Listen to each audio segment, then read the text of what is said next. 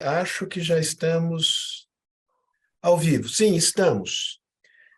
Mas não estamos sob uma ditadura do judiciário, como afirmam alguns ideólogos da extrema-direita.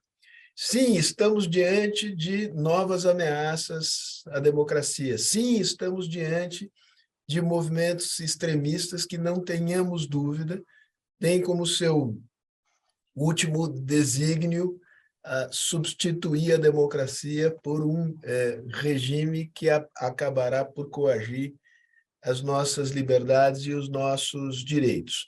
A pergunta hoje nessa nossa conversa contamos com instrumentos suficientes no campo do direito penal para enfrentar essas novas ameaças?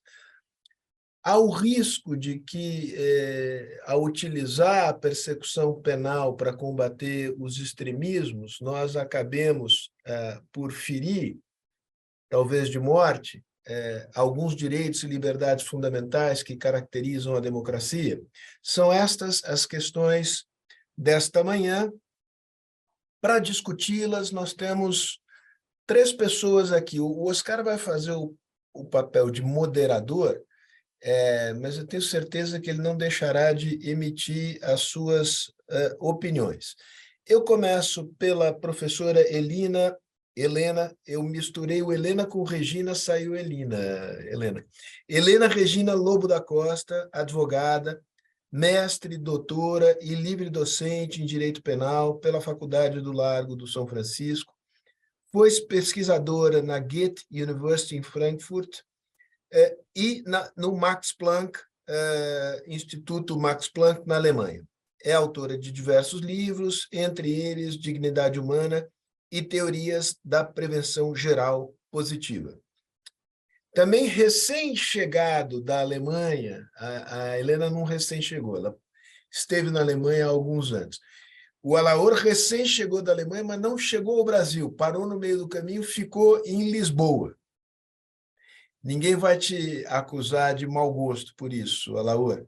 Alaor Leite é mestre e doutor em Direito pela Universidade Ludwig Maximilians, provavelmente eu estou pronunciando de maneira incorreta, é professor doutor agora de Direito Penal da Faculdade de Direito de Lisboa e segue como docente assistente na Universidade Humboldt, em Berlim.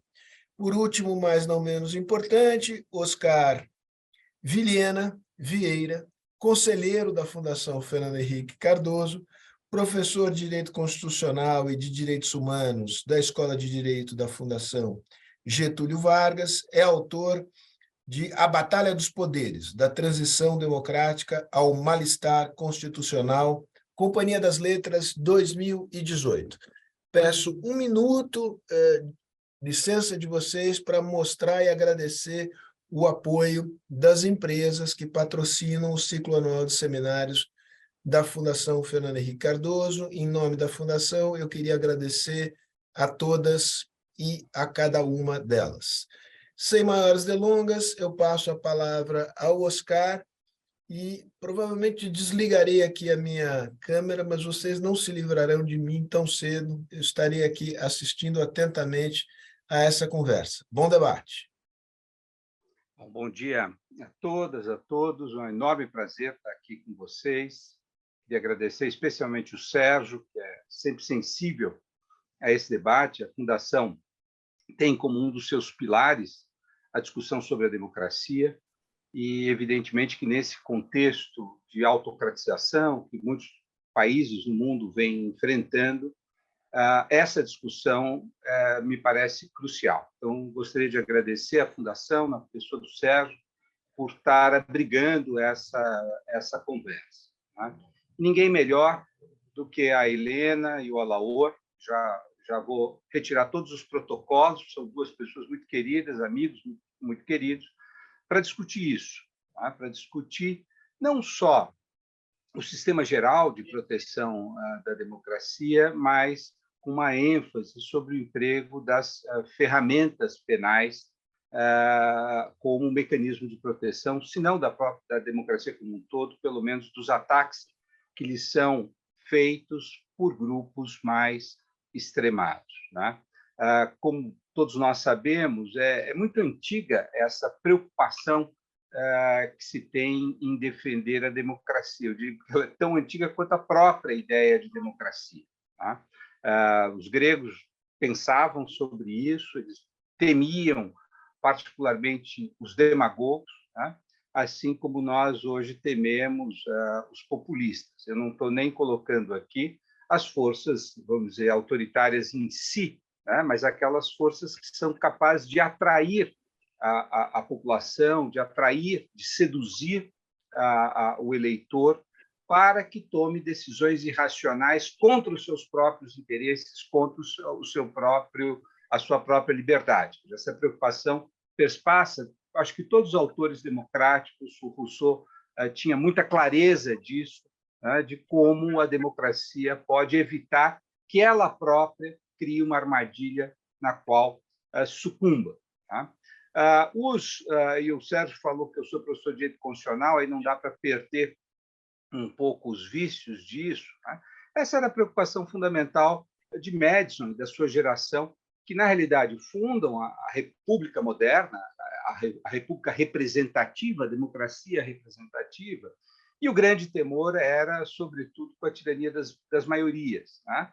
E eles inventaram uma engenhoca bastante funcional, chamado sistema de freios e contrapesos, com a separação mais clara entre o executivo e o legislativo, com o judiciário que tivesse algum poder contramajoritário, sobretudo por medo. Né? Isso foi fruto do medo de que aquele que exerce o direito ao voto o exerça contra os direitos ou contra a própria democracia. Eu acho que esse medo vai se ampliar com a expansão da democracia, para o que se chamou de democracia de massas. Max Weber, que é um autor essencial desse período do início do século XX, teme especialmente o que ele chamava de emocionalismo, ou seja, a forma pela qual líderes quase que encantam as massas e colocando em risco a democracia e, sem dúvida nenhuma, a ascensão de Hitler ao poder,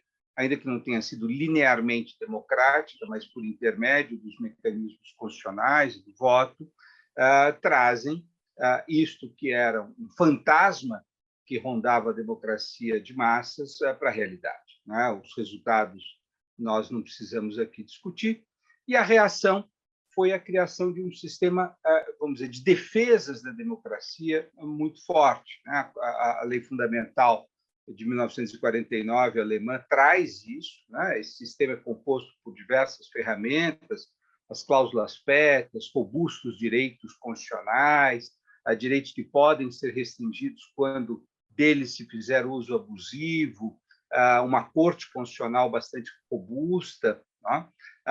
E que irá, de certa forma, estabelecer um pouco a gramática ou a arquitetura constitucional na segunda parte do século XX.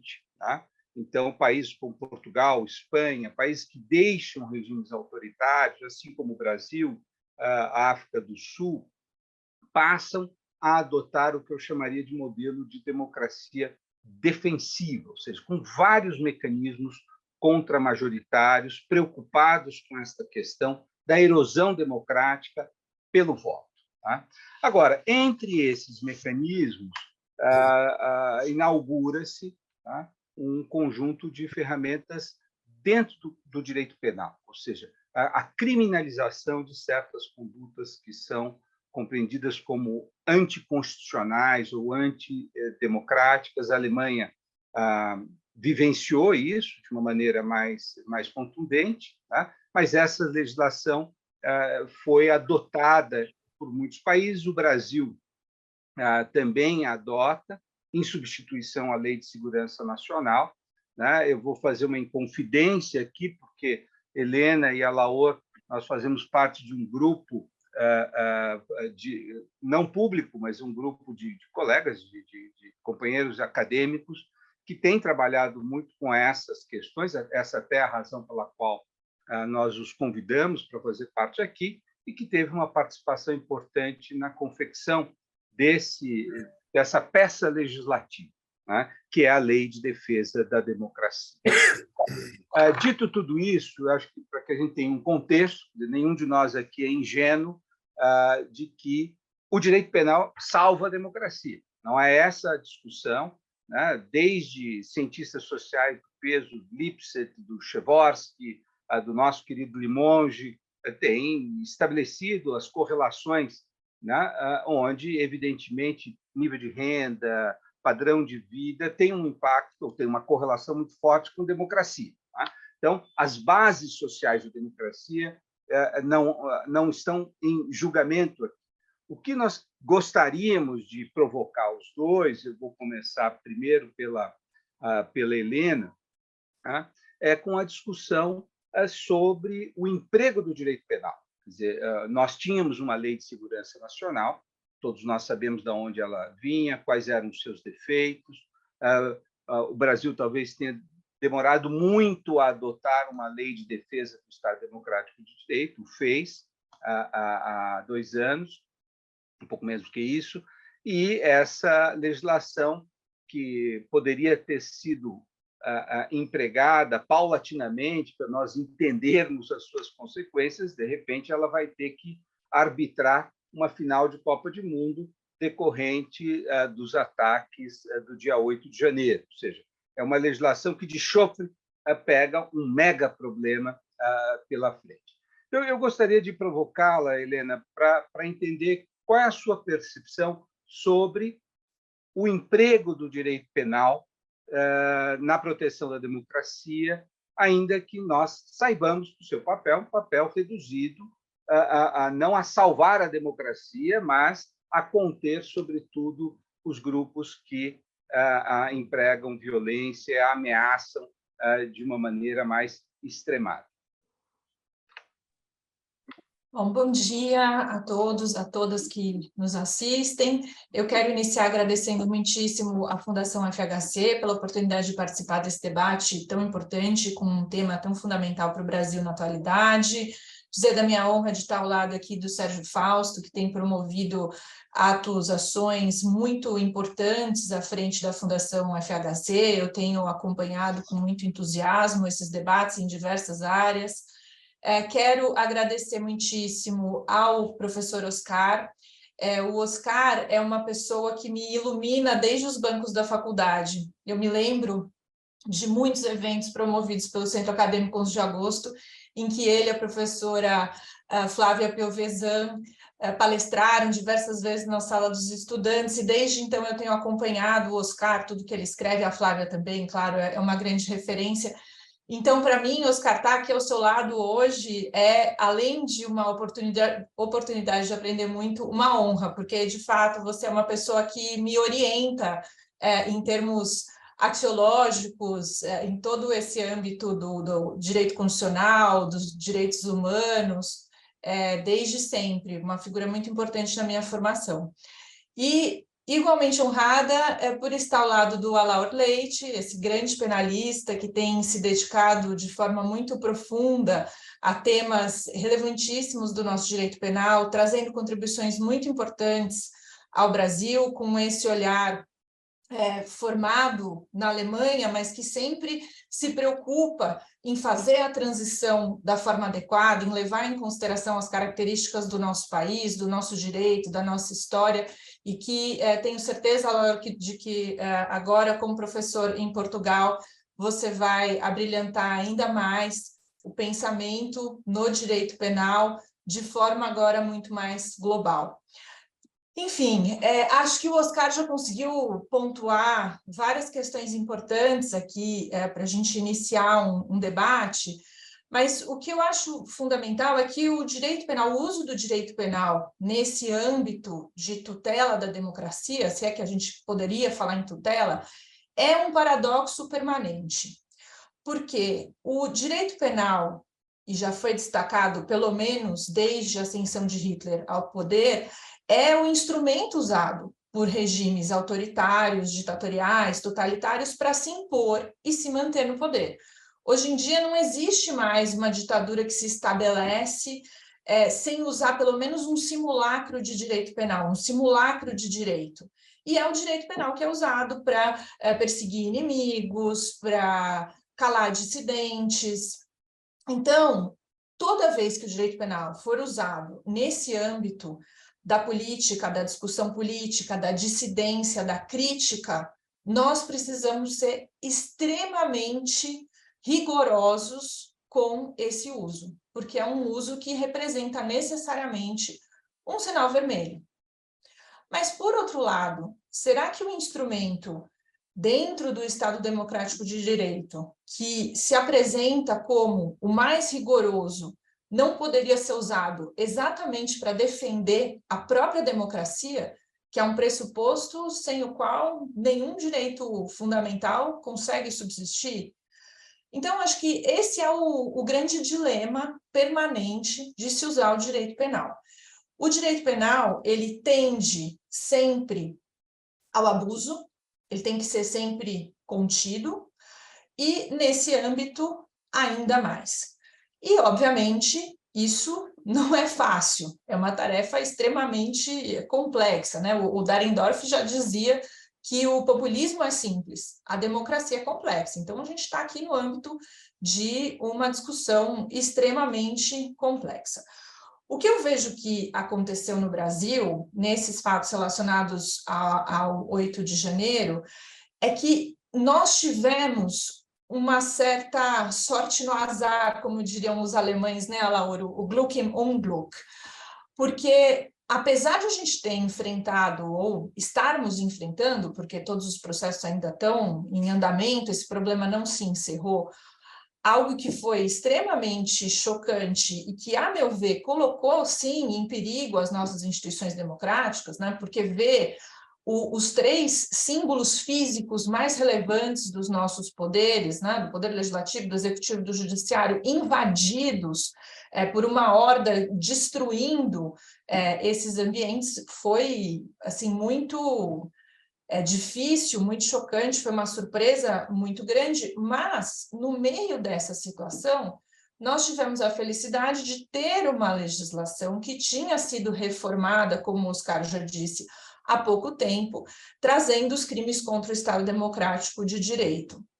Eu fico imaginando como seria difícil enfrentar essa situação, tendo nas mãos a, então, Lei de Segurança Nacional, que, para além de todas as suas questões com relação a rácio da lei, ao momento em que ela foi criada, era uma lei, em termos de tipos penais, muito falha, muito aberta, muito complicada, com penas questionáveis, enfim. Então, eu acho que essa é uma lição já interessante que pode ser tirada desse 8 de janeiro. É preciso que a democracia se prepare para a sua autoproteção. É preciso que o direito penal se prepare para ser usado nesse âmbito da tutela do próprio Estado Democrático de Direito. Então, acho que prever a crise, por mais contraditório que isso possa parecer, me parece muito claro que as crises democráticas elas vão ser cada vez mais recorrentes, né? Porque nós vivemos um momento, claro, de populismo e de espaço para o crescimento do populismo, né? Nós vemos isso acontecer em países europeus, em países latino-americanos, nos próprios Estados Unidos, né? Enfim, que tem todo esse berço de uma discussão democrática muito importante, mas que também tem uma tradição bastante radical de defesa do uso da palavra, da expressão de forma mais larga possível, e a gente tem visto como o extremo da tolerância leva à intolerância muitas vezes, mas o fato é que existe um momento de florescimento do populismo. Isso se reflete também nos grandes pensadores, né? Nós temos incontáveis autores trabalhando com essas questões, né? Umberto Eco talvez tenha sido muito feliz e pioneiro em se referir a um UA-fascismo, né, um fascismo que se sobrepõe e que, de uma certa forma, é quase que perene, dentre tantos outros autores que têm se dedicado a estudar esse tema, e que me parece que tem uma relação muito grande com essa questão da desorientação cognitiva, né? O mundo vai se tornando cada vez mais complexo, e para as pessoas, isso é confirmado pelas neurociências, né? O nosso cérebro prefere explicações simples, prefere explicações que muitas vezes fazem sentido, embora estejam erradas. Então, a explicação do grupo de WhatsApp pode fazer muito mais sentido do que a explicação da comunidade científica, que é muito mais complexa, que exige conhecimento de conceitos prévios mais difíceis. Então, essa desorientação cognitiva cria um caminho claro para que surjam esses líderes messiânicos, essas pessoas que vão conduzir a nação ao caminho correto, como se tudo fosse tão simples. Então, nesse contexto, a crise democrática, ela evidentemente vai ser recorrente. E é fundamental que nós nos preparemos para isso. Não só em outros âmbitos, né? O Oscar já destacou que o direito penal não pode ser visto como o grande salvador da democracia. Eu acho que existem lições muito interessantes que o Brasil pode aprender da Alemanha no que se refere a esse exercício e a quase que uma propaganda da própria democracia, do Estado Democrático de Direito, ou seja, papel do Estado também ensinar a importância do Estado de Direito, dos direitos fundamentais perante a sua população. Esse reforço a vários mecanismos não penais contra majoritários também é absolutamente fundamental, mas acho que hoje aqui a gente está com esse olhar um pouco mais focado na questão do direito penal, e me parece que preparar o direito penal para que ele possa responder de forma prevista em lei, contida a essas crises, é absolutamente fundamental. Então, primeiro passo, passar a enxergar as crises como normais e não como excepcionais. Acho que esses acontecimentos de 8 de janeiro já geraram na doutrina penal uma maior preocupação com esses fatos, porque anteriormente era muito mais raro nós vermos professores se dedicando ao estudo da própria Lei de Segurança Nacional, trazendo propostas, né? Acho que a grande exceção foi o professor Alexandre Wunderlich, mas nós não tínhamos um debate científico propriamente sobre como configurar esses crimes, como estabelecer a tipicidade, se eu tenho que ter aspectos diferentes nos outros âmbitos, né, na ilicitude, na culpabilidade.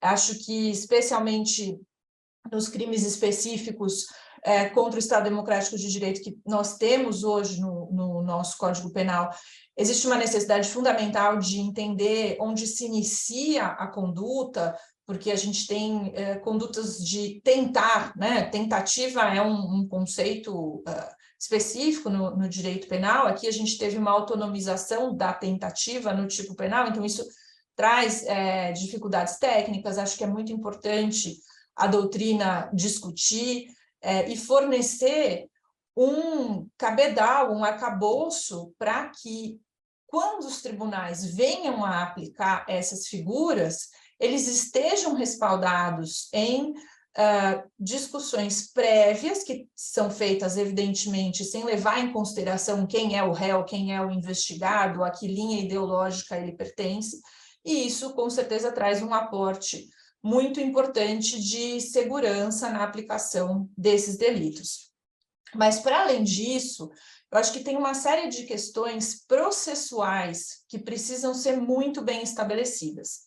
A gente viu uma discussão importante, que ainda não se findou, sobre a questão da competência, e talvez faça sentido que nós tenhamos um foro específico para discutir crimes contra o Estado Democrático de Direito, né? Não estou me referindo àquelas situações de puro vandalismo, né? Então, uma pessoa que destrói patrimônio público, etc. Mas quando existe, de fato, uma organização criminosa, que é o que está sendo questionado em muitos dos procedimentos, quando existe uma organização criminosa com essa finalidade, com essa intenção de depor os poderes democraticamente estabelecidos, me parece que talvez a gente tenha que ter, de fato, um foro específico para o julgamento dessas questões. Se esse foro deve ser o Supremo, tenho minhas dúvidas, mas talvez não seja possível deixar isso de forma pulverizada, talvez pela relevância da questão seja interessante discutir o foro. Outro dado importante, medidas cautelares, né? O direito penal, ele trabalha as medidas cautelares de uma forma muito específica, pensando, sobretudo, na cessação de uma situação de perigo para a aplicação da lei penal, né? Então, o direito penal pensa no investigado, no acusado que foge para não responder ao processo, no que ameaça uma testemunha, no que destrói um documento. Mas a questão da segurança pública não é exatamente a motivação para as nossas cautelares processuais penais. É lógico que a gente tem a hipótese de impedir a continuação da prática delituosa, mas também dentro de uma estrutura mais tradicional de processo penal. O que a gente viu no dia 8 de janeiro é que, muitas vezes, os instrumentos processuais penais não são suficientes para dar conta do tipo de situação que se estabelece ali. Então, acho que, ao lado de desenvolver questões penais, processuais penais, também revisitar esses instrumentos constitucionais que também sempre foram vistos como excepcionais, mas que talvez da mesma forma precisem começar a ser vistos como algo passível de maior aplicação, como o estado de defesa, o estado de sítio, a própria intervenção federal. Acho que precisam ser mais aprofundados, mais detalhados, e, sobretudo, com um olhar brasileiro. Né? O que eu estou querendo dizer com isso? É lógico que a gente deve trazer todos os aportes de outros países, mas lembrando das nossas características históricas, lembrando do papel que, historicamente, as Forças Armadas costumam exercer na América Latina, então, como isso também deve ser trabalhado.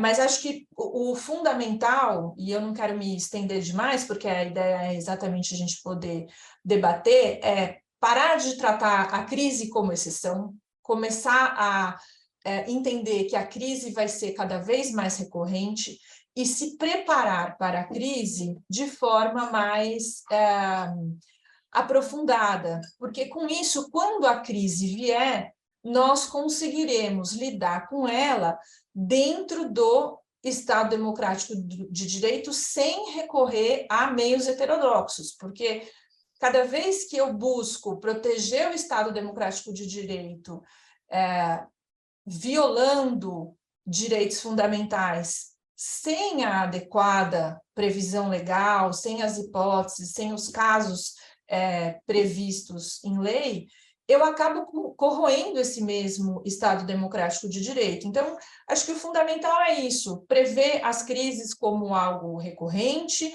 os movimentos de contenção dessa crise de uma forma muito estrita dentro dos mecanismos democráticos e a autocontenção estatal da contenção da crise. Então, toda vez que eu permitir ao Estado o uso de medidas excepcionais, eu preciso que essas medidas estejam muito bem contidas também, com prazos, com finalidades, com controles, para que a gente possa ter um mínimo de segurança na aplicação desse direito penal, sem precisar recorrer a aplicações excepcionais, a aplicações fora daquilo que normalmente é o que se faz, né? Ou seja, tentar aplicar o direito penal dentro da sua do seu desenvolvimento normal, mesmo nesses casos que são anormais. Acho que esse é o grande desafio, mas, enfim, são só algumas reflexões iniciais. Quero muito ouvir o Alaor e depois debater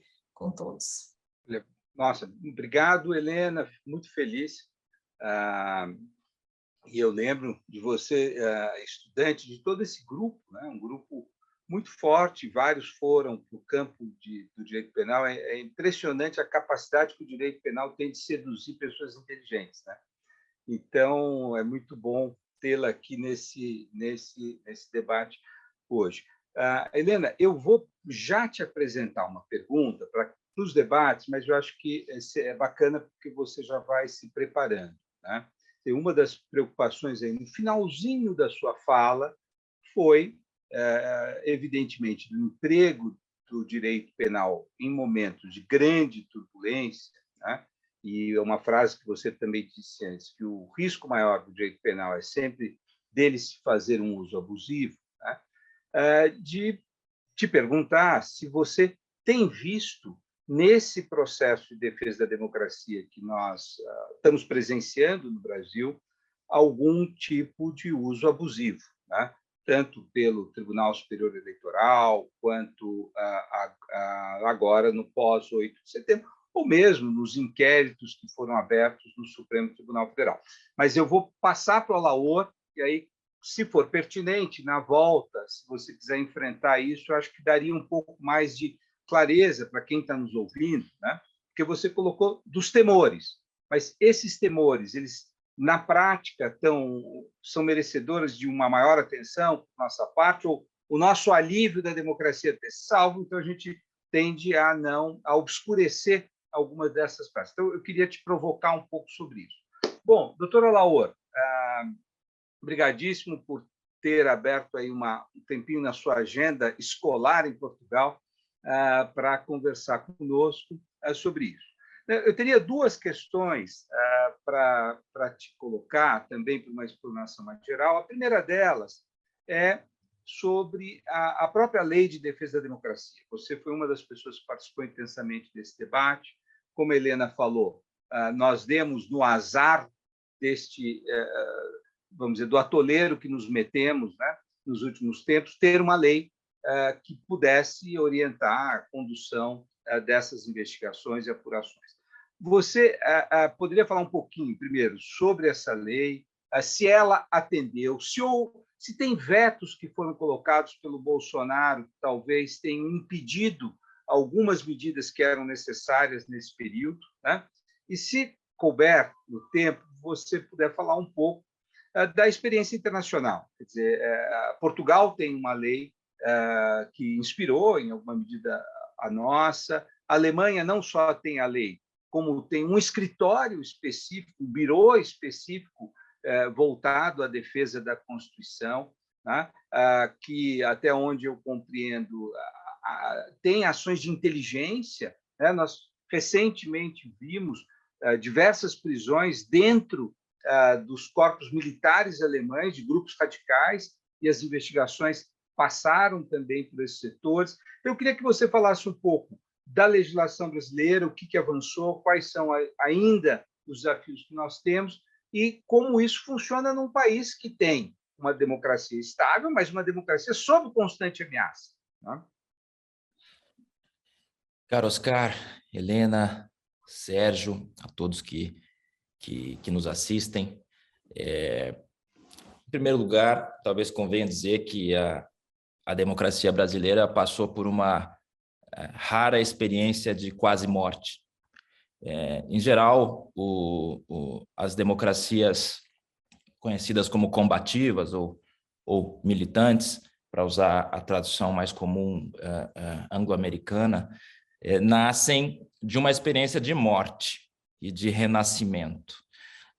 Portanto, há aqui um elemento histórico que nos distingue de outras experiências de construção do que na Alemanha se chamou de direito penal político, que é precisamente esse direito penal que tutela o Estado de direito e que na Alemanha epigrafa, abre o Código Penal. Tamanha é a importância desse setor do direito penal na experiência alemã.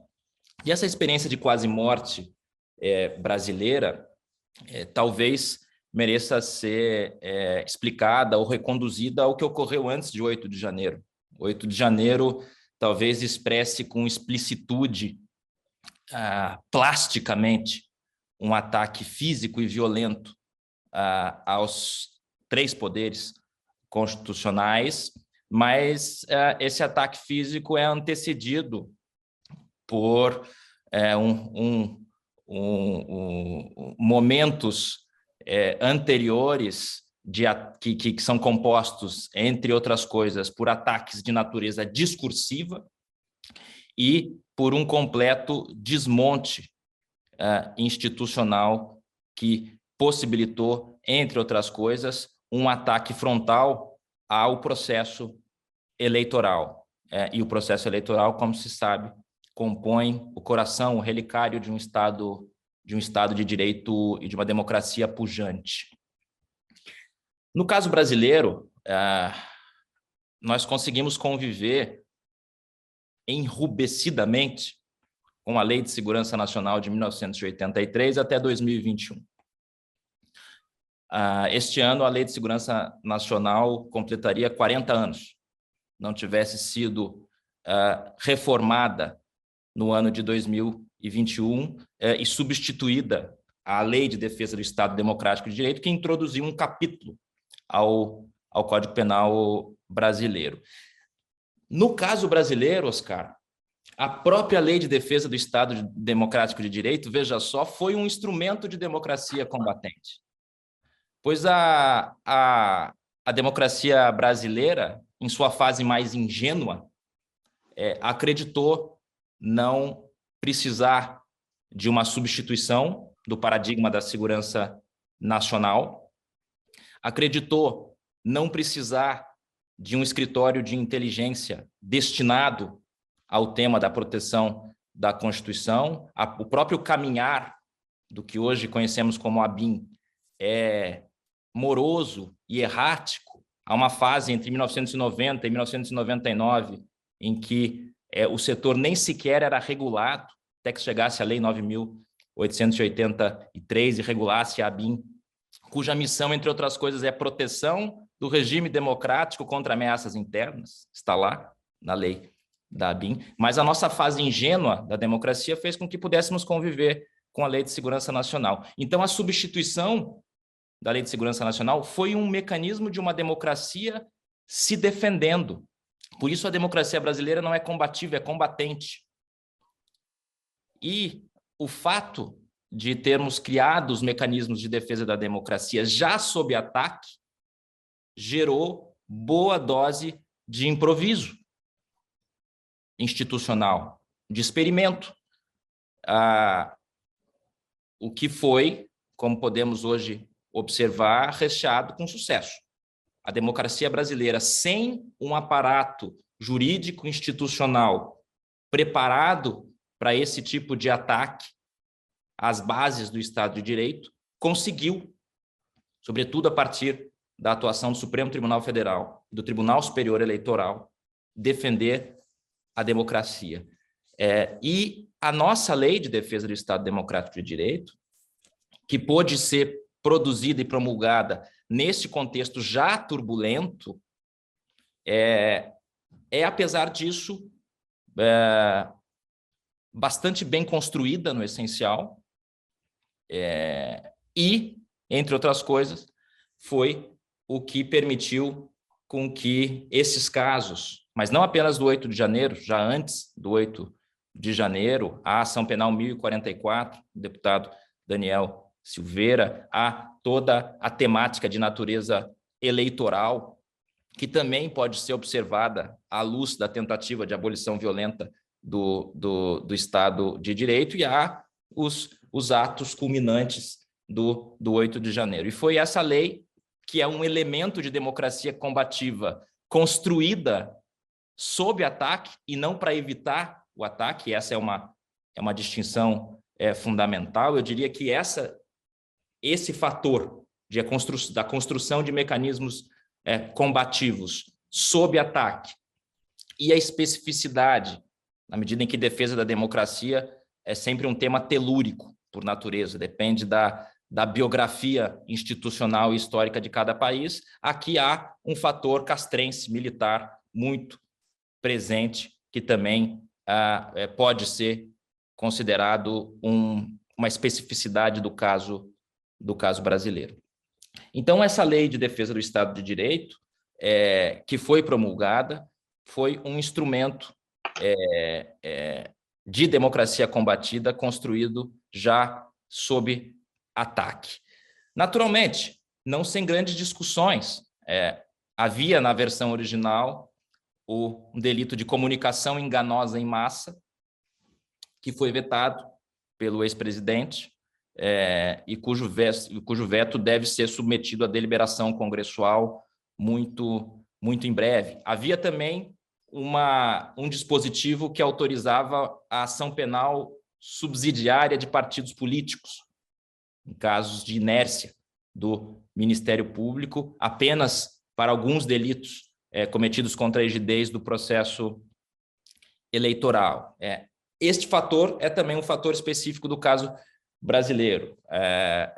Embora a Constituição brasileira não vá tão longe quanto a Constituição alemã, e aqui já ingresso na parte comparada, e a Constituição alemã, como se sabe, prevê a proibição de partidos políticos que professam algumas ideias que atentem contra as bases fundamentais da democracia. Veja, não ideias anti-sistema, e não se trata de confinar essa proibição de partidos ao espectro ideológico. A rigor, os partidos proibidos, efetivamente proibidos, no caso alemão, foram os partidos socialista e comunista. Foram proibidos na década de 50.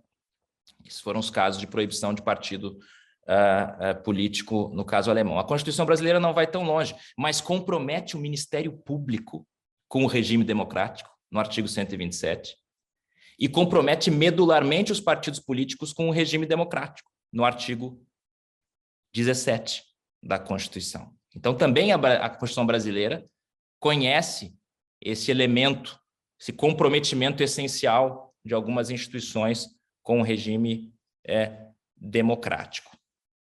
No caso alemão, em que houve uma experiência de morte, não de quase morte, e a debacle da República de Weimar, a que se atribuía uma ingênua neutralidade valorativa, para usar a expressão conhecida do constitucionalismo alemão, e essa ingenuidade fez com que ela fosse apunhalada pelas costas por seus inimigos internos. Na reconstrução, a partir de 1950, depois da Constituição de 1949, houve a constatação da imperiosa necessidade de um direito penal político que protegesse o Estado de Direito a ser construído e garantido com grande vigor, porém, que essa proteção da democracia não se confinasse ao direito penal. Ele deveria ser presente e vigoroso. No Código Penal alemão, a coação violenta ao Estado de Direito, que abre, como eu disse, a parte especial do Código Penal alemão, pode ser punida com prisão perpétua, existente ainda hoje no Código Penal alemão para casos de homicídios qualificados. Essa é a nota de gravidade desse setor no direito penal alemão, que conhece, aliás, uma série de incriminações não previstas na nossa lei de defesa do Estado de Direito. Ele vai muito além não sem críticas da doutrina, mas vai muito além da nossa lei de defesa do Estado Democrático de Direito. Mas em 1950, ao lado desse sistema de repressão, é construído o escritório mencionado pelo Oscar, o Verfassungsschutz, em 1950, que é um órgão de inteligência contra ataques às bases do Estado de Direito e da democracia. Não é um órgão que tenha competência policial ou executiva, e muito menos repressiva. É um órgão que reúne informações a respeito desse tema e, eventualmente, as repassa às autoridades competentes. Nesse caso, é importante dizer que esse órgão é extremamente controlado, é regulado em uma lei vivamente detalhada, é controlado pelo parlamento alemão, que tem um órgão, um grêmio, que acompanha de perto a atuação do Verfassungsschutz, e o Verfassungsschutz produz relatórios anuais em que detalha as suas atividades. E foi o órgão responsável pela prisão dos 24 membros do grupo dos chamados Reichsbürger, que consideram a Alemanha um Estado não soberano e planejavam, entre outras coisas, o sequestro do ministro da Saúde e um atentado ao parlamento alemão. Houve até aqui 24 prisões a esse respeito, decorrentes desse monitoramento prévio, em estágio prévio, por um órgão de inteligência que não processa e não tem competências policiais, tem apenas competências informacionais. Esse dado é muito relevante. Como se vê, o sistema de proteção da democracia é altamente complexo, não se resume às normas penais, mas depende delas nos momentos mais cruciais. No caso brasileiro, eu creio que seria importante, Oscar, mencionar apenas topicamente o que talvez devesse compor o nosso debate. Em primeiro lugar, dividir detalhadamente as atividades de inteligência e de repressão. Vejam que, em boa medida, o inquérito referido pelo Oscar, antecipando um pouco a resposta da Helena, já que a questão já surgiu, foi um inquérito com funções mistas, cuja função era retrospectiva, como é de todo inquérito, reconstruir um fato passado, investigá-lo e gerar, eventualmente, um processo, mas também como um instrumento permanente de monitoramento, ou seja, um instrumento de direito policial e não de direito repressivo, e também de inteligência, de desmantelamento, porque, precisamente, não havia uma delimitação de tarefas entre inteligência, polícia e repressão. Com a democracia em ataque, o Poder Judiciário brasileiro construiu esses mecanismos in action para se defender, e foi exitoso neste mistério. Mas o segundo passo é um passo de criação dessa divisão. Não há como deixar de revisitar a Lei de Defesa do Estado de Direito. Ela foi fundamental, ela é fundamental, mas talvez mereça, à luz de tudo isso, um novo olhar. Não há como deixar de mencionar a necessidade de um diálogo mais profundo com a regulação das plataformas e das mídias sociais. Também a Alemanha, desde 2017, possui um instrumento regulamentador das redes sociais, das mídias sociais, que também é muito vigoroso e vigilante em relação às manifestações contrárias às bases da democracia e do Estado de direito. E penso que, no mínimo com essa tríade, uma divisão mais precisa entre inteligência, polícia e repressão, uma revisitação da matéria propriamente penal na Lei de Defesa do Estado de Direito, e de uma discussão frontal e corajosa, eis que o tema é bastante difícil e convoca contendas e de várias ordens, a regulamentação das plataformas digitais, as mídias sociais, algo que, de resto, compõe a pauta atual do debate brasileiro. Creio que são essas as ponderações, Oscar, sobre a história brasileira da Lei de Defesa do Estado Democrático de Direito e em comparação com o modelo alemão edificado na década de 50 e que após 70 anos ainda se mostra muito vigoroso nesse setor. Sérgio, eu queria primeiro agradecer ao Alaor. Eu acho que, assim como a fala da Helena, eles permitem que nós compreendamos um pouco o panorama no qual esse debate está se colocando. Acho que em ambas as falas foi muito clara essa percepção de que a construção desses mecanismos se deu no momento em que o ataque era feito. Até paradoxal do ponto de vista político, e isso fala muito sobre os mecanismos de resiliência do sistema político brasileiro, que no meio do ataque ele foi capaz de se defender. Tá? Quer dizer, o Congresso aprovou essa lei e nós sabemos que era um Congresso muito simpático ao presidente, mas ele entendeu a necessidade de criar esses mecanismos. Isso a história política brasileira depois precisa compreender de que forma essa lei foi parida. Não é uma coisa trivial que essa lei tenha sido produzida nesse momento. Tá?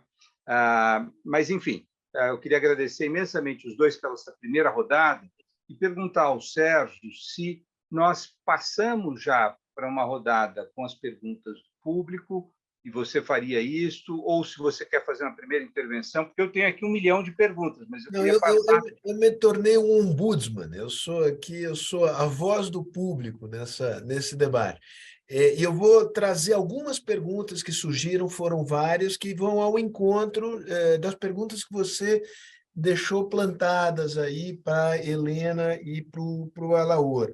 Há uma pergunta específica sobre o inquérito das fake news. Ela é feita pelo Otton Fernandes.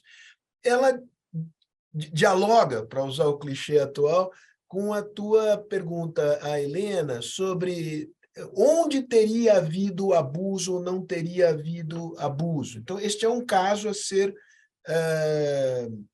discutido.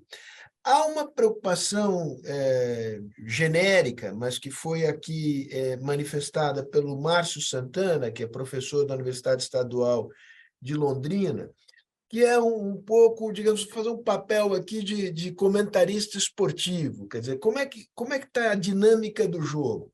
Né? Nesse primeiro momento, houve uma reação, vocês mesmos aqui, para usar uma expressão do Alaor, houve uma reação in action da democracia brasileira às ameaças. Né? Não é hora, digamos, não podemos deitar em berço esplêndido, quer dizer, essas ameaças continuam aí, em que grau? Né? Ou é cedo para dizer? Né? Se houve uma mudança, se a maré virou, o que a experiência internacional também indica a respeito dessa dinâmica. Por hora eu fico por aqui, depois eu vou trazer outras questões e voltamos a conversar aqui. Helena, Oscar, a palavra é tua, você passa para a Helena. A palavra é da Helena. Então, tá bom. Bom, antes de comentar um pouco o que me parece mais problemático nesses procedimentos relacionados ao 8 de janeiro, eu preciso fazer 2 ressalvas muito importantes. Em primeiro lugar, eu não tive acesso aos processos. Eu não atuo como advogada em nenhum desses casos, esses casos não estão públicos, e eu sempre tenho uma certa restrição a fazer comentários de procedimentos penais que não são amplamente publicizados, porque muitas vezes o que se discute na imprensa não é o que está refletido nos autos. Então, a minha opinião já tem essa primeira falha fundamental. E o segundo ponto é exatamente esse que o Alaor já abordou. A gente está trocando pneu com o carro andando, né? A gente está construindo um instrumento que é extremamente recente, a gente está falando de uma lei de 21, embora muitos outros tipos penais mais tradicionais tenham sido aplicados também nesses procedimentos, mas algo muito novo e que, ainda que não fosse novo, já seria necessariamente complexo. Mas o que eu vejo de problemático ou pontos que mereceriam aperfeiçoamento com um olhar para o futuro, que não significa necessariamente que nesses procedimentos haja nulidade, etc. Em primeiro lugar, a questão da competência. Competência, para mim, é um tema que precisa ser mais enfrentado com mais vagar por uma série de razões. Né? Esse foi um tema importante na Lava Jato, por conta de uma supercompetência da 13ª Vara Federal de Curitiba, depois se rediscutiu isso no Supremo, As regras relacionadas à conexão probatória são regras assim bastante genéricas, geram muitos questionamentos. Fora que tem um outro problema, que é a questão da matéria estadual versus matéria federal, que para a gente não interessa tanto aqui. Mas o fato é que ter todos esses processos no Supremo é algo que tem gerado uma imensa perplexidade. Porque existem questões concretas, muito específicas, que demonstram que o Supremo não tem estrutura e não deve ter. Uma corte como o Supremo não deve ter estrutura para julgar a quantidade de pessoas que estão ali sendo julgadas por esses fatos. Então, isso resulta, por exemplo, não realização de audiências de custódia nas primeiras 24 horas, né? Muito embora a nossa jurisprudência não esteja sendo tão rigorosa com essa questão, também em outros casos, mas o fato é que é algo que nós, penalistas, processualistas penais, temos insistido há muito tempo, a importância de levar o preso imediatamente à presença de um juiz, em 24 horas, né, seria esse imediatamente, isso está previsto no Pacto de São José da Costa Rica, nós tivemos uma imensa discussão no Brasil sobre isso, e foi algo que não foi possível garantir a todas essas pessoas nesse prazo, né, elas foram levadas à audiência de custódia, mas não necessariamente nesse prazo, e muitas vezes a gente pode achar que esse prazo é algo meramente formalista, mas não é, existe uma fundamentação muito importante para isso. Nós temos notícia também de muitos defensores que não conseguiram acesso integral às investigações ou aos próprios processos penais, né? Esses processos têm relação com uma série de outros procedimentos e a defesa precisa ter acesso a absolutamente tudo para poder se contrapor à acusação. De novo, eu não atuo nesses casos, eu não posso atestar que isso é verdade, mas, se for, é o que me parece bastante preocupante. Por outro lado, podemos abrir toda essa investigação, que aí, de novo, eu vou me valer de algumas questões que o Alaor trouxe, se é uma investigação que mistura inteligência com investigação de um fato pretérito, será que esses dados de inteligência podem ser colocados nas mãos de todos os defensores, dos investigados, dos acusados? É um outro ponto para a gente refletir com muito cuidado.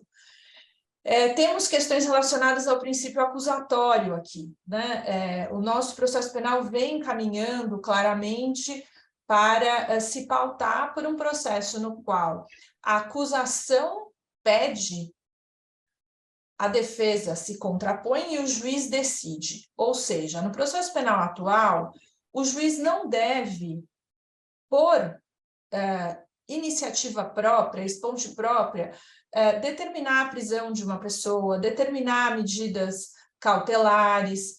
Isso deve ser pedido pela acusação. Isso foi, inclusive, fortalecido nas últimas reformas processuais penais.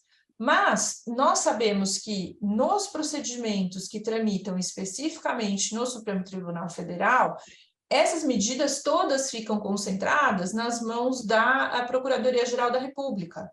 E quando a Procuradoria-Geral da República não age, o que deve ser feito, né? Nós tivemos esse veto à possibilidade de propositura de ação penal subsidiária, mas não é apenas a isso que o tema se refere. Né? Quando a PGR não pede a prisão de alguém e essa prisão cautelar se mostra necessária, o juiz, né, no caso, o ministro, pode conceder de ofício, é o que o nosso sistema vinha respondendo que não. E nós vimos situações como essas atualmente.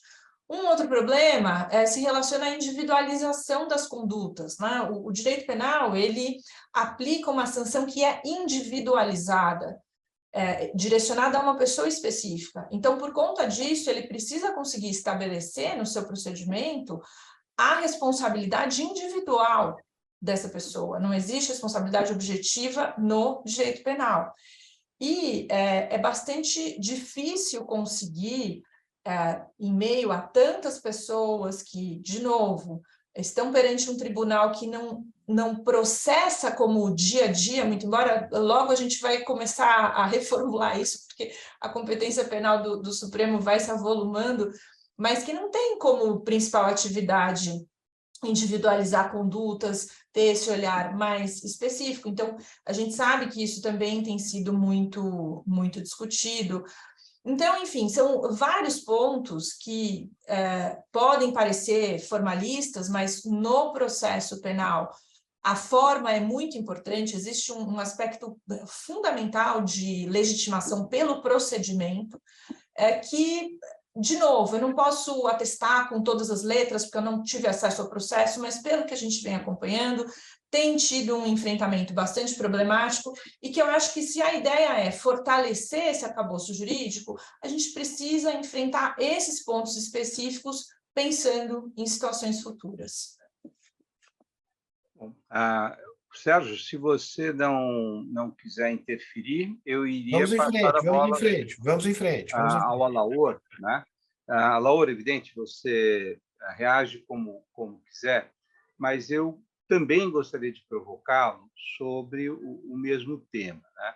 Mas introduzindo não, enfatizando dois pontos que tanto Helena quanto você colocaram, eu acho que todos nós ficamos muito atentos, que é a ideia, né, em primeiro lugar, de que você tem na Constituição brasileira um órgão com uma responsabilidade, vamos dizer, expressa de defesa da Constituição, que é a Procuradoria-Geral da República, né? Então, aquilo que os alemães atribuíram a um escritório, você tem um órgão de status constitucional que recebeu, tá? Na primeira, vamos dizer, descrição da missão dessa nova instituição, que foi a jornada do Ministério Público antigo, era a defesa da democracia, né? E que mesmo membros do Ministério Público veem que essa não foi uma missão cuidada, né? Eu acho que o Ministério Público tem várias dívidas com a sociedade brasileira, de não ter exercido com muito proficiência a supervisão da atividade policial, né? O controle externo da atividade policial, isso fica claro, e a violência policial é um pouco a consequência dessa falta de controle, falhou o Ministério Público, e também falhou na proteção da democracia, ou pelo menos no exercício da sua função constitucional de defesa da democracia, né? Bom, então esse é um contexto, e aí a forma como você lê a atuação do Supremo Tribunal Federal a partir desses dois inquéritos é muito interessante, tá?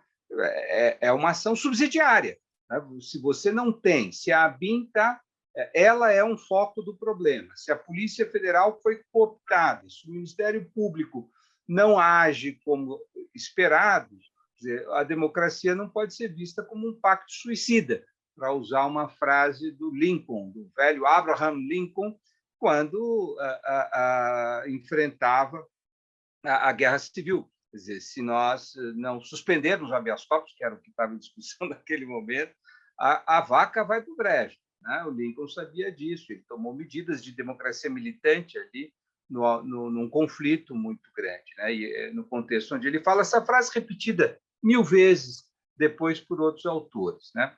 Então, claramente, eu acho que você dá uma conformação muito interessante sobre o contexto onde surge quase que uma necessidade autodefensiva desses inquéritos, né? Então, isso é muito interessante. Agora, veja, é o contexto que a Helena falou, da excepcionalidade, e nós assistimos isso, por exemplo, o afastamento do governador do Distrito Federal, que me pareceu muito pertinente, porque aparentemente ele está envolvido e ele colocava em risco, uma vez chefe da segurança pública local, mas também que não havia a ação do Ministério Público solicitando isso, né? Quer dizer, foi uma ação ex officio. Então, veja, eu queria que você colocasse, quer dizer, nós sabemos onde estão os pontos complicados, onde estão as aporias aí, tá?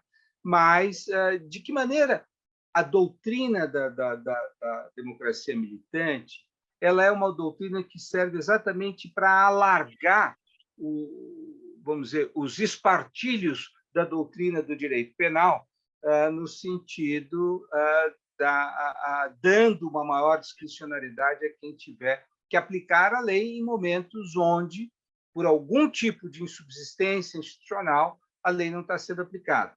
Enfim, não sei se é uma pergunta justa, mas como você é capaz de arredondar a bolas que lhe chegam quadradas, eu te passo esta.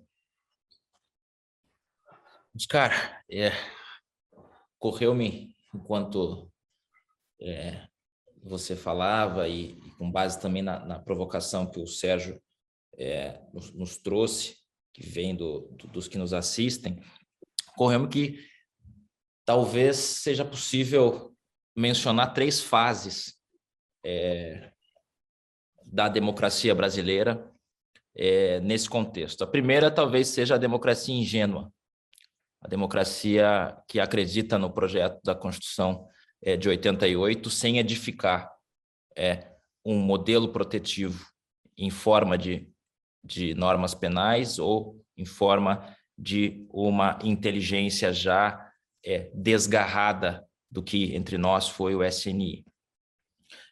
E direcionada especificamente à proteção da Constituição. Diga-se que esse órgão alemão é um órgão que cuida tão somente dessa matéria, não se interessa por outros dados da vida em sociedade. Depois surge entre nós a democracia combatente, a que descobre que precisa construir esses mecanismos já sob ataque. E talvez a terceira fase seja uma espécie de democracia combativa esclarecida.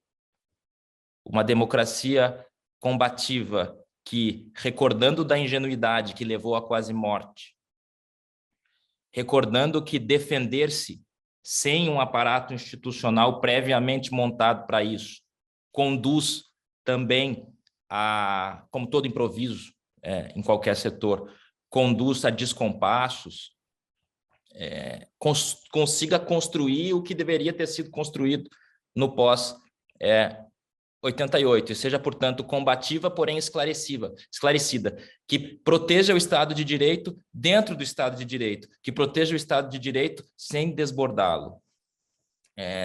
Talvez sejam 3 formas gráficas de compreender os períodos, e estamos aqui num período que eu diria, e agora entrando na segunda provocação, aliás, a primeira provocação que o Sérgio fez, num período intermédio entre a democracia combatente, pois ainda vejo riscos, e um período já de transição para a democracia combativa esclarecida, a que constrói, então, esse sistema e os seus respectivos limites.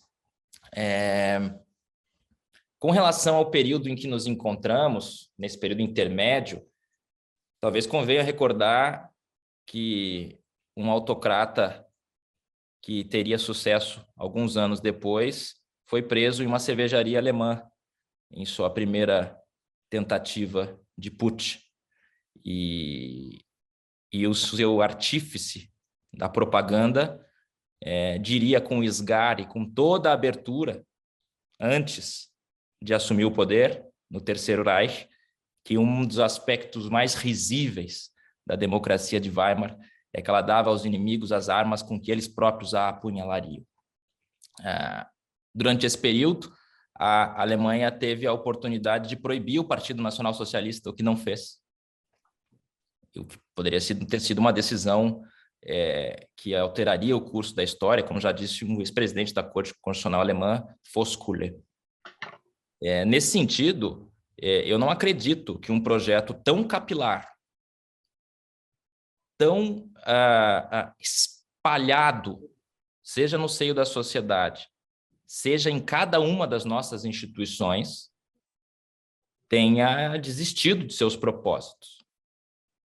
De modo que, apesar de o sucesso na defesa da democracia que devemos ao Poder Judiciário brasileiro, que, como disse, in action, construiu a nossa moda, uma democracia combatente, deva nos nos fazer reviver a ingenuidade, que a essa altura, já depois da explicitude de tudo, já não seria ingenuidade, seria arrogância. E acreditar que podemos, então, folgadamente prescindir dessa reconstrução meticulosa de um sistema de proteção da democracia. Nesse sentido, e o processo eleitoral foi palco dessa tensão, desse ataque permanente, desse estressamento permanente dos limites do Estado de Direito, eu diria que também é preciso levar em conta uma outra especificidade do caso brasileiro. A primeira especificidade foi a ausência de um sistema prévio e a construção do sistema in action. O segundo elemento telúrico da nossa história é a participação das Forças Armadas, o que gerou, o Oscar recorda-se bem, no debate na Lei de Defesa do Estado de Direito, a criação de um delito de incitação à animosidade entre as Forças Armadas e a sociedade civil, que se explica por nossa história. Não bastava apenas um delito comum de incitação, era preciso cuidar desse tema em especial. Mas há também outro aspecto. A democracia combatente brasileira se construiu e se edificou a partir de um ataque de quem já se encontrava legitimamente no poder. E não, como no caso alemão, de um ataque de quem já com esses mecanismos de dissolução das bases almejava acessar o poder e de dentro do poder desconstruir este Estado, esse Estado de Direito. No nosso caso, houve uma captação, inclusive, das instituições cuja missão constitucional era garantia da manutenção da sobrevivência do regime democrático. A ABIN está medularmente comprometida com o que a lei que a regula designa de ameaças internas ao regime democrático. Como criar, então, uma democracia combatente que preveja um ataque intestino, que preveja que um dos seus inimigos internos seja aquele a quem ela própria confiara a missão de proteger a democracia? Alaor, me permite entrar justamente nesse ponto, porque eu gostaria que você nos falasse sobre esse tema da inteligência em defesa da democracia, no caso alemão. Essa é uma carreira civil do Estado alemão? Qual é a relação entre inteligência e forças armadas? Inteligência no sentido específico desse birô que é encarregado de proteger a democracia. Sérgio, é uma carreira civil completamente desatrelada da Bundeswehr, do Exército, das Forças Armadas alemãs, que tem autonomia institucional e orçamentária e é controlada por um grêmio constituído periodicamente, não me recordo de quanto em quanto tempo, no parlamento alemão, e que também, a partir desses relatórios, presta contas ao governo, ao ministério, no caso alemão, o mais próximo seria o nosso Ministério do Interior, dos Assuntos Internos. Seria um ministério que aqui eu não sei bem qual seria a correspondência a esse, mas é até possível ver que os relatórios deste escritório, e inclusive o site está também todo em inglês, é possível verificar, e é um site bastante rico em que constam os relatórios, constam as atribuições, as atividades, os limites e a história, sobretudo, desse escritório. Mas é um escritório civil, é um escritório, inclusive, Sérgio, isso é muito interessante, o Oscar até chegou a tangenciar esse tema já na sua apresentação, os últimos casos mais candentes, esse escritório cuida de muitos temas, de extremismos de esquerda, extremismo de direita, discursos de ódio, xenofobia e outros temas. todos ligados a esse capítulo de proteção do Estado, do Estado de Direito. Mas um dos últimos casos, ou dos últimos objetos de cuidado desse escritório, foi precisamente a criação e a sedimentação de grupos radicais dentro das chamadas Forças Especiais do Exército da Alemanha. Uhum. E muitos membros dessas forças especiais foram destituídos dos seus postos a partir da inteligência deste órgão, que evidentemente, como eu disse, não possui competência policial e executiva, nem tampouco disciplinar, ele não tutela os demais órgãos, mas amealha as informações e as repassa a quem possui essa atribuição. E nesse caso, e entre esse grupo dos 24 presos, por esse projeto de ataque ao parlamento e sequestro do ministro da Saúde, é um grupo conhecido esse, é um grupo que já atua e está sob vigilância do Estado alemão há muito tempo, mas estava sob uma vigilância, sob um monitoramento permanente, porém sem correspondentes processos criminais que agora vieram. E nesse caso havia também membros das Forças Armadas. Então o escritório é atento também, ele não está submetido às Forças Armadas, muito ao contrário, entre os seus focos de observação constam as Forças Armadas. Esse é um dado que me parece muito interessante, sobretudo ao verificar a história do nosso serviço de inteligência, e a sua vinculação sempre à presidência da República, depois atualmente ao GSI, e a submissão à ocupação dos cargos por membros históricos das Forças Armadas.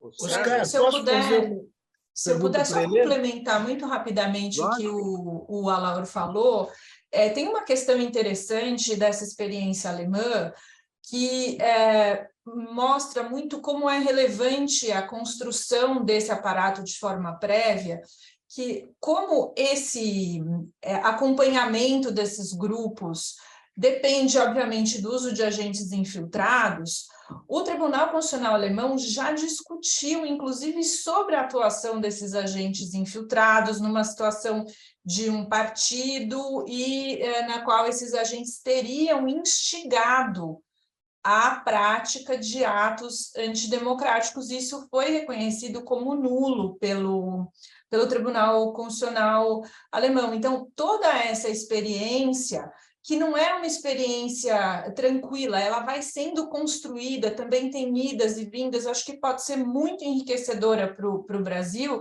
e a gente, com certeza, demorou para começar a discutir, sobretudo, o papel da ABIN, né? Nós já tivemos em operações grandes, a ABIN atuando na formação de prova, que depois foi anulada em processo penal, etc. A gente realmente precisa colocar a ABIN para fazer efetivamente aquilo que ela foi desenhada para desempenhar e dentro de uma estrutura de autocontenção e de controle externo também, né? Sobre isso, sobre esse aspecto, muito rapidamente, é interessante porque esse sistema de monitoramento do órgão de proteção à Constituição se refere também a partidos políticos. A AfD, alemã, Alternative für Deutschland, que é um partido que recruta membros da extrema-direita atualmente, está sob monitoramento do Verfassungsschutz a partir de uma decisão da Corte Constitucional alemã, que não proíbe o partido, que inclusive tem assento no parlamento atualmente, mas o monitora em alguns setores. Também é preciso discutir esses mecanismos que transcendem um pouco as normas penais, né? Esse estágio prévio, vamos colocar assim, do serviço de inteligência. O Sérgio, eu vi que você queria fazer, você é o senhor do tempo. Não, imagina. Qual é o nosso teto? O tempo é pouco. A gente, de fato, está aqui entrando nos acréscimos aqui Mas eu queria explorar uma questão que eu acho que está na minha cabeça, acho que está na cabeça de todo mundo que é leigo nessa matéria penal, mas me parece uma questão complexa. Você, na sua intervenção inicial, Helena, mencionou a autonomização da tentativa como tipo penal, né? E que me leva à seguinte consideração. O que diz a jurisprudência, imagino que aqui ela seja rala ainda, mas talvez recorrendo a países outros, né? Como é possível distinguir aquilo que vamos chamar de idle talk, é conversa mole, tá certo? Não sei nenhuma, daquilo que é uma conversação que é parte de uma orquestração que tem a finalidade de cometer o crime. Então, vou trazer aqui um exemplo que ganhou as páginas dos jornais daqueles empresários bolsonaristas que faziam alusões a golpe, seria desejável se o Lula voltar, enfim, fazer uma série de considerações. Salvo engano, eles tiveram as contas de WhatsApp e outras mídias sociais bloqueadas sob o argumento de que eles tinham motivo e meios para orquestrar uma ação que redundasse em um golpe de Estado. Qual é o que sabemos sobre essa, com base na experiência? Como é possível fazer essa distinção de uma maneira que seja, digamos, do ponto de vista legal e político sustentável? Sérgio, essa é uma questão muito difícil de ser respondida hoje. E, por exemplo, é uma questão que está subjacente a toda a discussão sobre a criminalização do chamado discurso de ódio, né? Até onde eu posso defender certas ideias, até onde eu posso criticar determinados grupos e o que passa a ser inadmissível em uma democracia plural e tolerante, né? Olhando tecnicamente sobre essa questão, o direito penal, né, quando se refere, o que a gente chama é o início da execução.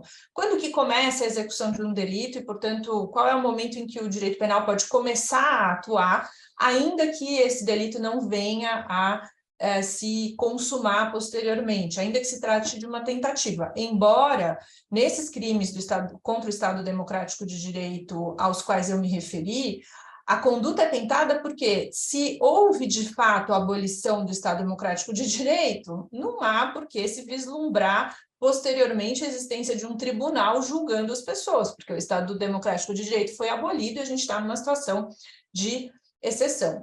Então, o crime já é a tentativa, tentar já é o crime consumado, por isso que houve essa autonomização.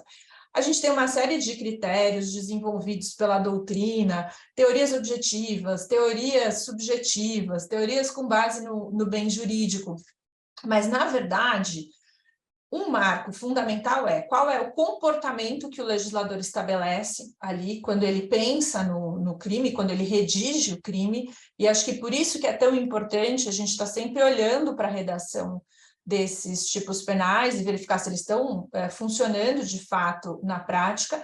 E uma outra questão que é mais contextual é como a nossa sociedade resolve tratar essas questões. E aí, no âmbito da liberdade de expressão, que eu acho que tem muito a ver com esse exemplo brasileiro que você trouxe, a gente tem dois grandes exemplos que sempre são citados no mundo, de modelos opostos, né, que é o modelo dos Estados Unidos e o modelo alemão.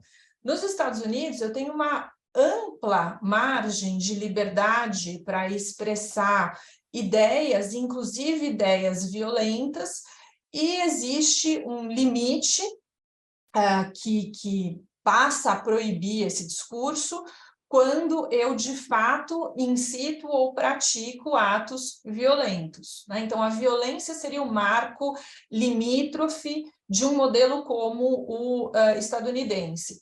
Ao passo que, na Alemanha, eu já tenho uma restrição de ideias, e aí, obviamente, o Alaor vai poder confirmar e aprofundar muito mais essa percepção, mas eu tenho uma restrição de ideias muito maior. Eu não posso, por exemplo, defender que Auschwitz não aconteceu, que não houve uma morte de judeus, ciganos, homossexuais sob o regime nazista. Eu não posso defender essas ideias em um espaço jurídico como o alemão, ao passo que nos Estados Unidos não haveria uma restrição para se defender. Então, é uma pergunta muito difícil, mas acho que é uma pergunta que nós, brasileiros, precisamos começar a pensar também qual vai ser a nossa resposta. A gente vai continuar permitindo que se fale tudo o que se queira, com um limite dos crimes contra a honra? Será que esses crimes, eles hoje em dia são suficientes? Lembrando que existe um espaço de não punição para quem está no parlamento, né? A gente tem a imunidade parlamentar com relação a boa parte dessas questões, e hoje a gente vê o quanto que isso vem sendo praticado nesse espaço de atuação política. Então, acho que são perguntas, é impossível ter respostas fechadas para elas, mas acho que são perguntas que nós devemos nos fazer como sociedade e pensar como nós queremos tratar essas questões, porque, de novo, né, o paradoxo da tolerância, a gente vai tolerar até o intolerante que quer acabar com o nosso espaço de tolerância. É isso que a gente precisa pensar.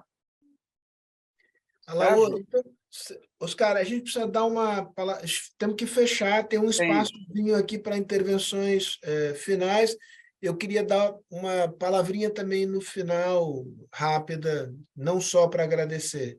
Tá, então eu passo ao Alaor para considerações finais. Eu gostaria de falar um pouquinho sobre os desafios do futuro imediato nesse campo, e aí eu passo para você, tá bom? Se o Sérgio me permite, eu gostaria de usar as minhas palavras finais para cuidar do tema, o objeto da indagação que ele lança a Helena, pois é, de fato, um tema que convoca uma série de problemas. Mas talvez seja preciso dizer que o legislador, apesar de falar em tentativa, ele fala de tentativa de abolição violenta, com grave ameaça do Estado de Direito.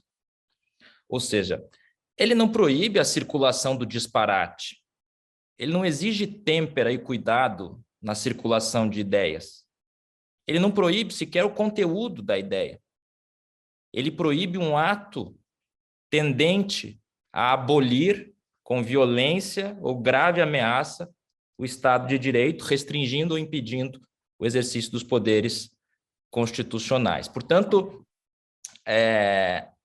a ideia de que a circulação de ideias estaria excessivamente restringida não decorre, não resulta do tipo penal vigente. O que chama a atenção é se a partir do dislate, do disparate, da ideia contrária às bases fundamentais do Estado de Direito, houve algum ato exterior, por exemplo, de financiamento, para que essas ideias consigam ganhar uma adesão que nos permita dizer que tem uma aptidão para abolir o Estado de Direito, o que não é pouco. Portanto, esse delito, embora construído sob a forma de tentativa, não é tão simples de ser realizado e não limita excessivamente, na minha visão, a circulação de ideias. E com isso, agradeço novamente à Fundação FHC, na pessoa do Sérgio, do Otávio Dias, e devo celebrar ter a oportunidade de estar mais uma vez aqui, dessa vez com o Oscar e com a Helena. O Sérgio, eu gostaria, enfim, para mim, eu sou um penalista frustrado, né? Então eu adoro entrar nessas reuniões com colegas que têm uma estrutura de reflexão sobre direito penal tão rigorosa, né? E eu queria só também, me aventurando nesse campo, dizer que um dos dispositivos, que é o 286, parágrafo único, é o crime de incitação. Esse que gera mais aflição, né? Porque o tio que foi ali na frente do quartel, ele incitou, né? Porque, para quem não é do ramo aqui, incorre na mesma pena de incitação aquele que publicamente incita a animosidade entre as Forças Armadas ou delas contra os poderes constitucionais. Então, a princípio, o tio que foi lá na frente do quartel com uma placa, né, propondo que os militares impedissem a posse, cometeu crime. Tá? Eu acho que cometeu mesmo, não tenho dúvidas sobre isso.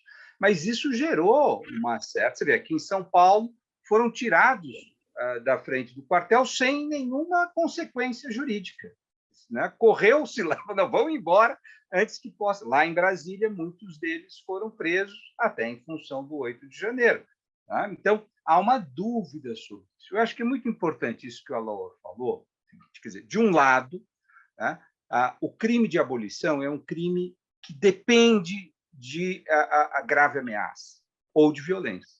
Tá? Então, existe um pré-requisito fundamental, que não é qualquer forma. Eu sou contra o Estado de Direito, não significa nada. Tá? Tem que ter. Agora, no crime de incitação, isso é um pouco mais tênue.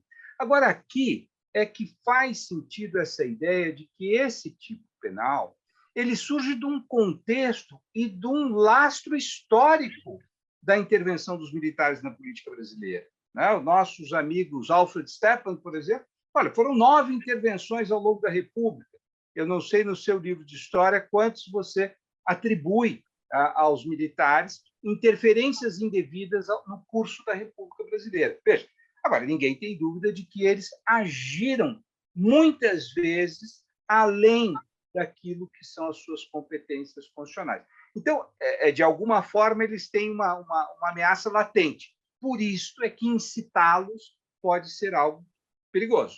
Né? Eu acho que essa é a lógica. Então, ir à Paulista, pedir o fim do regime capitalista, democrático da Constituição, não há nenhum problema. Ir à porta do quartel com alguma gravidade, pedir que os militares façam isso, é isso que foi penalizado. Pode até se criticar, mas eu gostaria de colocar que a diferença não impõe uma restrição a toda a liberdade de expressão de contestar o modelo democrático. Isso é absolutamente possível, de acordo com a minha leitura da Constituição e da legislação penal brasileira. No entanto, se isso impõe, se isso é levado aos militares, que historicamente tiveram condutas muito ambíguas, e às vezes não ambíguas, mas abusivas, né? Então aí a coisa muda de configuração. Ponto. Passo só uma agenda para o Instituto. Antes de você passar, Oscar, eu vou te provocar aqui com base numa provocação que nos chegou aqui do Alexandre, justamente sobre o crime de incitação.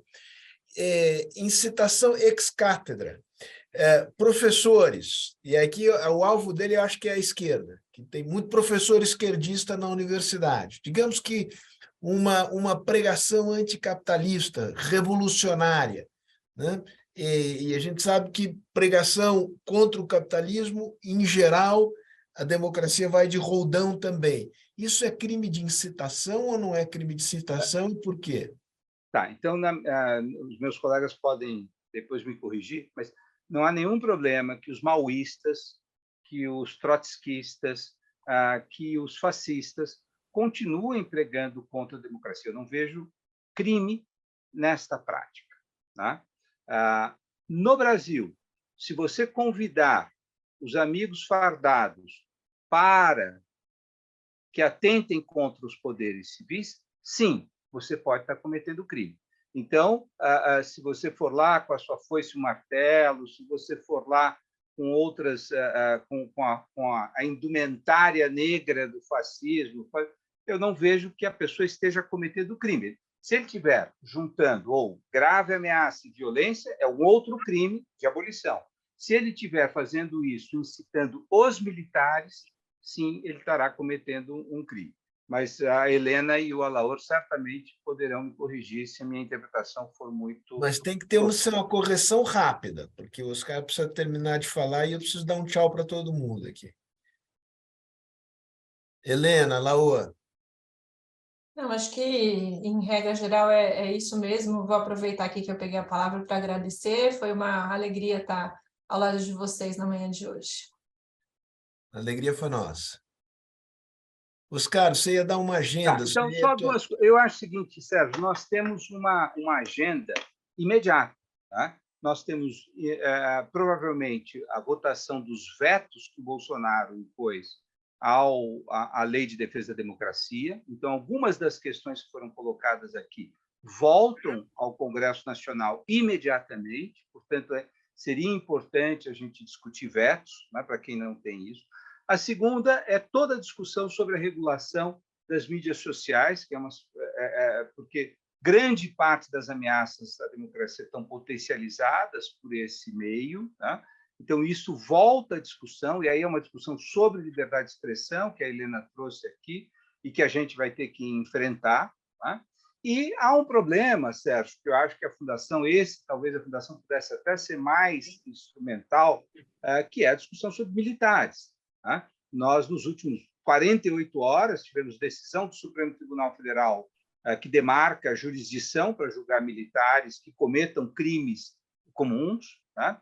Mas também há toda uma discussão sobre os militares dentro do governo, há toda uma discussão sobre inteligência, e é muito difícil encontrar um locus adequado para essa discussão. Então, fica como minha provocação à Fundação que esses 3 tópicos são urgentes, 2 deles talvez tenham um encaminhamento mais rápido, mais jurídico, mas tem um tópico sobre militares que é muito estrutural da política brasileira e que talvez vocês, nós, né, porque eu também sou do Conselho, pudéssemos ajudar nisso.